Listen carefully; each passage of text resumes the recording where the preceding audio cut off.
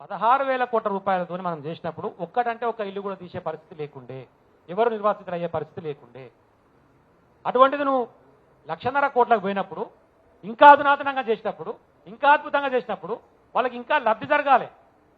అటువంటిది వాళ్ళ నిర్వాసితులు ఎందుకు చేస్తున్నాం అనేది మన పాయింట్.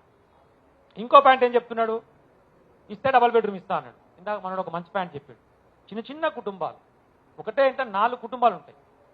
చిన్న తండ్రి ఒక్కడే, 4 కొడుకులు పెళ్లి అయినాయి, ఇప్పుడు 4 కుటుంబాలు అయినాయి.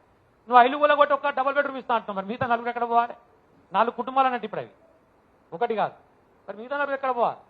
వాడు చిన్న ఇంట్లో వాడు ఒక్కొక్క రూమ్ మీద అడ్జస్ట్ చేసుకుని బతుకుడు. నువ్వు ఇచ్చే డబల్ బెడ్రూమ్లో ఉంటే ఒకడు ఉంటాడు, తప్పితే 2 ఉంటారు, మిగతా 3 ఎక్కడ పోవాలి? ఈ సమస్య ప్రధానమైనది. ఇది తప్పితే ఇంకోటి ఏమంటున్నాడు, మీకు ఇబ్బంది కలగకుండా నేను టీడీఆర్ ఇస్తాను, ట్రాన్స్ఫరబుల్ డెవలప్మెంట్ రైట్స్ ఇస్తా అంటున్నాడు. ఇంకా పెద్ద మోసం అది. సార్ ట్రాన్స్ఫరబుల్ డెవలప్మెంట్ రైట్స్ ఏందో ఇవన్నీ అర్థం కాదు ఇప్పటివరకు.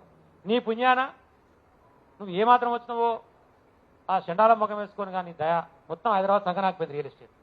అసలు బిల్డింగ్ కడతలే లేడు, ఇంకా బిల్డింగ్ మీద ఇంకో ఫ్లోర్ కట్టమంటే నేను టీడీఆర్ తీసుకొని అసలు బిల్డింగ్లే కడతలేరా నాయన అంటే, ఇప్పుడు నేను ఒకవేళ 10 ఫ్లోర్లు కడితే నేను ఒక 2 ఫ్లోర్లు ఎక్స్ట్రా డీవియేషన్ పోయి కట్టుకోవడానికి టీడీఆర్ కొనుక్కొని వేసుకోవాలి.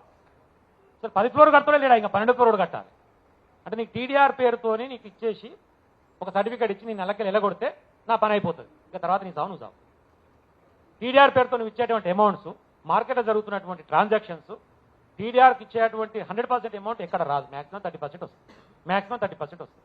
నువ్వు ₹1 కోటి టీడీఆర్ ఇస్తావు అనుకో, 30 లక్షలు కూడా రావు. మళ్ళీ 30 లక్షలు ఒకవేళ వాళ్ళ దగ్గర నుంచి ట్రాన్స్ఫర్ అయినాయి అనుకో, దానికి మళ్ళీ 18% ట్యాక్స్ కట్టుకోవాలి గవర్నమెంట్ ఐటీకి. మళ్ళీ 30 లక్షల 15% వాడు గవర్నమెంట్ కట్టాలి. వానికి వచ్చేది పాపం.